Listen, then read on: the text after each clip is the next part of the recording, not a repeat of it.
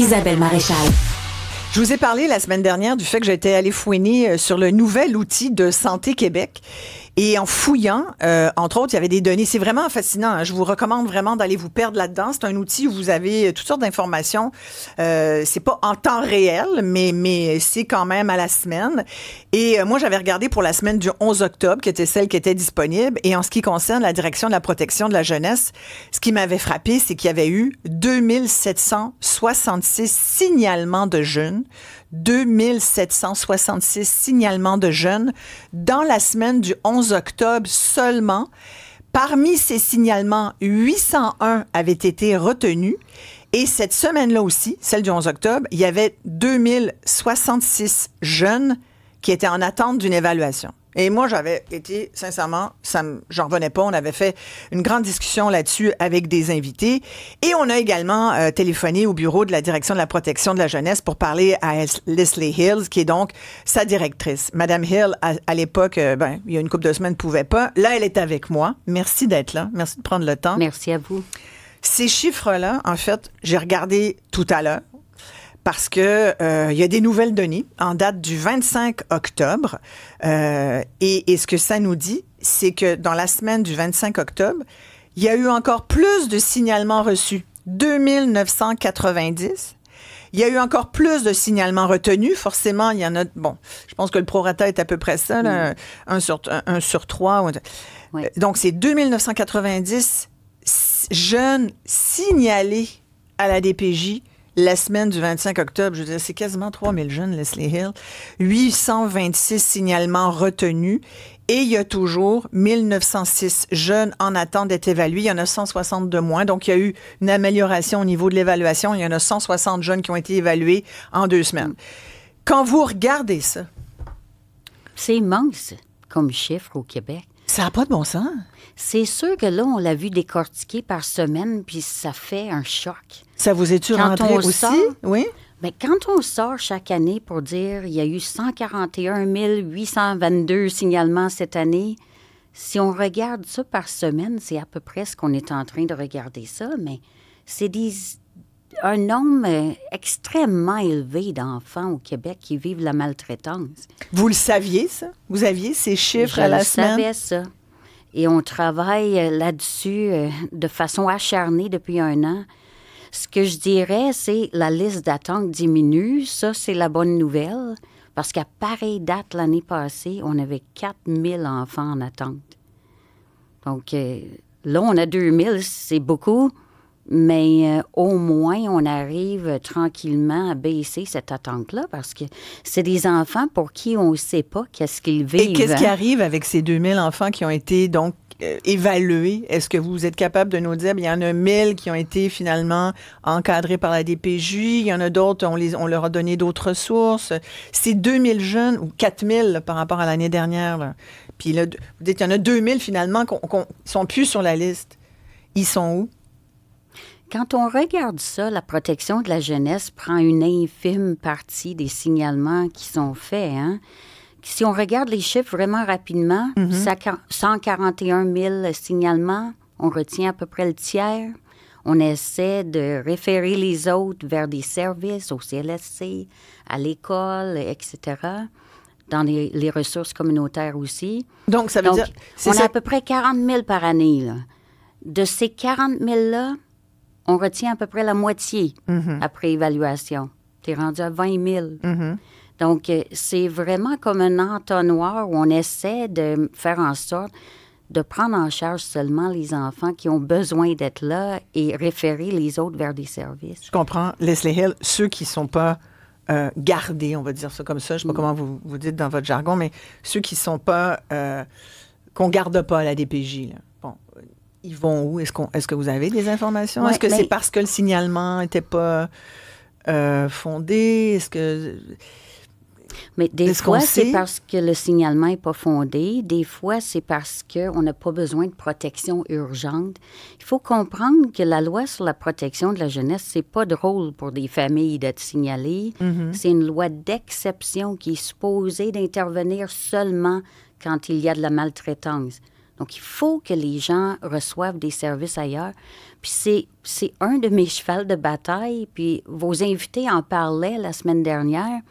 On a des familles qui n'accèdent pas aux services qu'ils ont besoin au Québec. Mm-hmm. Il y a vraiment une pénurie de ressources à plusieurs égards. Et en santé mentale, les besoins sont criants.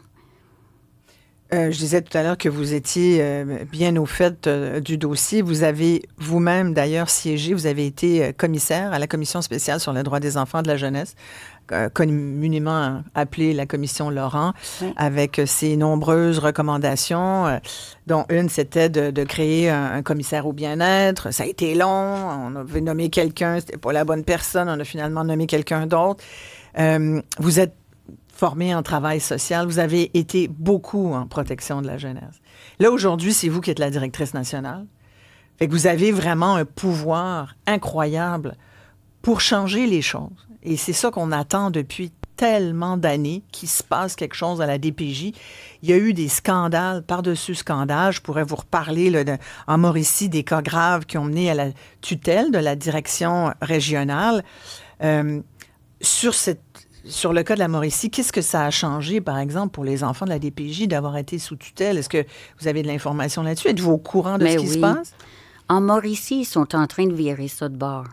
Je vois la directrice de la protection de la jeunesse cette semaine, mais je peux dire qu'elle a vraiment travaillé ses processus cliniques. Il y a beaucoup plus de rigueur dans les processus. Puis, elle a mis sa liste d'attente à 0. C'est incroyable. Mais elle a vraiment installé des pratiques qui sont plus respectueuses des droits des enfants et des familles. Donc, on voit que ce leadership-là a donné des résultats en Mauricie-Centre du Québec. Je suis allée à Laval aussi, je vais au Nunavik la semaine prochaine. Il y a beaucoup de besoins au Québec, mais je trouve que notre leadership est en train de virer ça de bord. Mais ça faisait quand même 10 ans, depuis les dernières réformes, qu'on avait laissé aller ce système-là. Ça ne se répare pas en criant ciseaux non plus.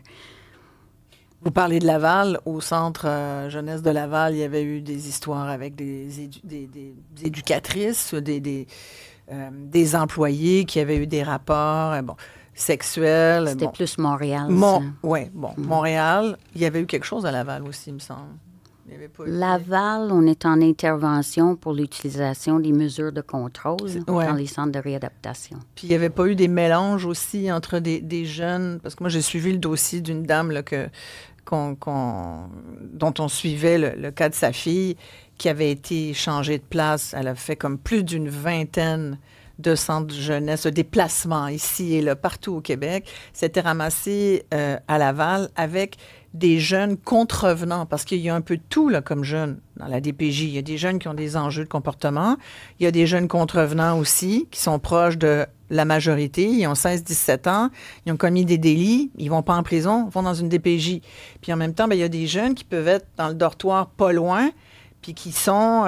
ça devrait pas, mais entre autres, à Laval, il me semble qu'il y avait eu ça. Il y avait même eu le feu à un moment donné. Bref, il y avait des histoires...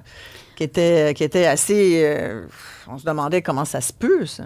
Mais il ne faut pas mixer les clientèles, mais j'ai pas suivi la situation de la dame dont vous parlez, mais les enfants sont de plus en plus stables au Québec. Et on a un autre rapport qui va sortir de nos chercheurs qui évalue la loi. Et c'est une bonne nouvelle. On arrive à garder les enfants de plus en plus stables. Mais, c'est-à-dire, on les déplace moins d'une DPJ à l'autre. On les déplace moins. Donc, quand on est dans des situations comme ça, souvent, c'est des jeunes qui ont des profils extrêmement lourds, qui ont besoin de services en santé mentale. Ouais. Mm-hmm. Et c'est souvent, le cas de ce que jeune je fille vois, dont je vous c'est parle. que ces services-là ne sont pas toujours au rendez-vous. Et je me demande même si on ne devrait pas avoir des centres spécialisés pour des enfants avec des profils aussi lourds. En santé mentale? Parce que les centres de réadaptation n'ont pas été construits pour ça. Hein? Puis on est les seuls au Québec qui avons mis dans notre loi sur la protection de la jeunesse le trouble sérieux du comportement. Ça n'existe pas ailleurs. Mm-hmm. Ça ne veut pas dire que les enfants n'existent pas ailleurs, que les problématiques n'existent pas ailleurs. Mais on ne s'en occupe pas en vertu d'une loi d'exception comme ici au Québec. Puis, je trouve qu'il y a eu un certain désinvestissement de ces enfants-là. Il y a des enfants avec des profils suicidaires extrêmement préoccupants. Et vous dites que ces enfants-là ne devraient pas être à la DPJ?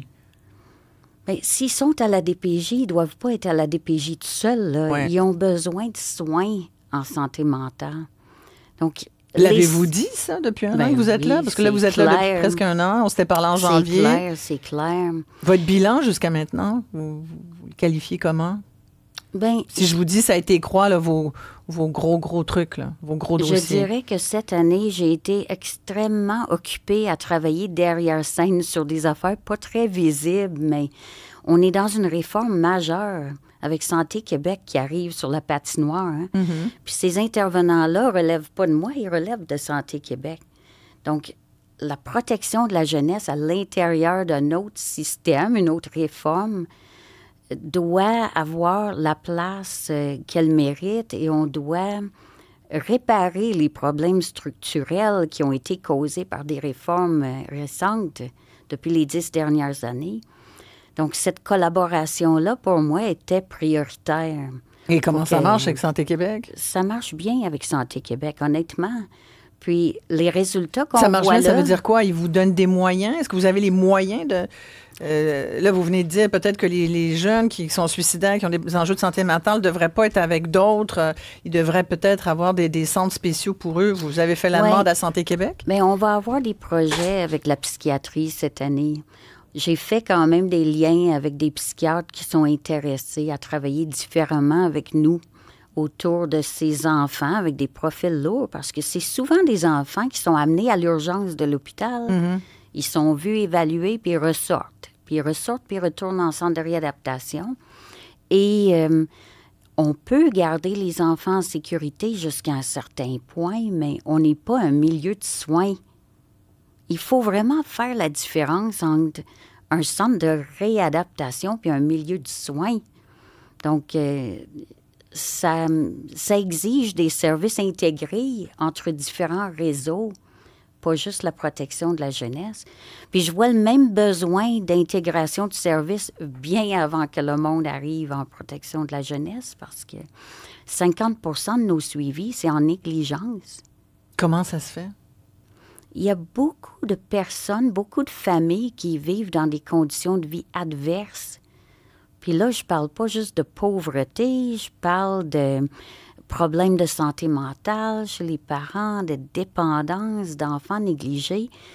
Et il faut toujours regarder c'est quoi l'impact sur les enfants de cette négligence-là. Et c'est là-dessus qu'on doit tabler pour voir, mais qu'est-ce qu'on fait pour garder ces enfants-là chez eux, mais avec les services requis dans la communauté, avec l'intensité requise aussi. Parce que c'est pas les familles qui vont cogner à la porte du CLSC puis demander de l'aide.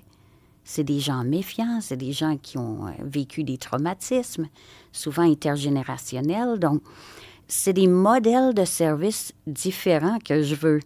Et ça a pris un certain temps avec Santé Québec pour tabler sur qu'est-ce qu'on veut mettre en place.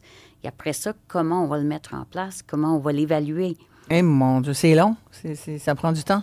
Bien, dès cette année, on va être en train de regarder certains modèles. Là, vous avez été nommé, Leslie Hill, par le ministre Carman, qui vient de démissionner en gros fracas. C'est bien triste, oui. C'est triste? Mais oui, c'est sûr. C'était un allié pour vous diriez? Absolument. Oui. Puis c'est un ministre qui a beaucoup investi les enfants. Il y a eu énormément de budget consenti depuis les dernières années. Les gens ne voient pas ça, mais il y a des millions de dollars qui ont été investis, injectés dans les services à la jeunesse. Donc, moi, je suis en train de me dire, c'est plus les modèles de dispensation qu'on a besoin de regarder. On peut toujours prendre plus d'argent, mais moi, si je vais décrocher de l'argent, ça va être pour la première ligne puis le communautaire, pas pour la protection de la jeunesse. Parce que c'est là qu'il faut intensifier les services. Il faut justement que le monde ait autre chose pour ne pas arriver aussi détérioré en pour protection. Pour pas qu'on se retrouve dans la semaine du 1er novembre avec 3500 signalements. Là. C'est ça que vous dites un peu? Ça m'inquiète parce que si je prends en charge un tiers d'entre eux, je peux pas savoir ce qui arrive aux autres 2 tiers. Exact. Et ce que je peux dire avec certitude, Ouais. c'est qu'il y a beaucoup de monde qui arrive en protection de la jeunesse qui n'ont pas eu ce qu'il fallait avant. Donc, vous prônez une prévention, finalement. Absolument. Ouais. Il faut faire une transformation. Puis ça veut dire changer les modèles de financement éventuellement. Ça, c'est un peu plus long parce que c'est un peu comme on sait tous qu'il faut garder les personnes âgées à domicile avec des soins à domicile, mais ça coûte tellement cher les CHSLD que c'est très difficile de faire ce virage-là. On a le même enjeu en jeunesse. Donc, pour vous, le départ du ministre Carman, c'est une perte pour les jeunes de la DPJ? Bien, c'est une perte pour les jeunes, c'est une perte pour moi aussi, mais il faut donner une chance à notre nouvelle ministre responsable. Je la rencontre aujourd'hui à 5h30. Aujourd'hui? Et vous Oui. allez lui demander quoi? Je vais lui expliquer c'est quoi les défis qu'on a, les enjeux, et essayer de solliciter son accord pour mettre en place notre plan de match parce que on a un plan structurant pour les 2 prochaines années, puis j'espère qu'elle va embarquer avec nous. Oui. Et il y a beaucoup à faire. Il faudra évidemment qu'on se reparle peut-être d'ici les prochaines semaines pour voir ce que ça donne. Merci beaucoup, Leslie Hill, d'être venue nous voir. Bien, merci à vous. Leslie Hill est directrice nationale de la Direction de protection de la jeunesse. Merci beaucoup. Merci à vous.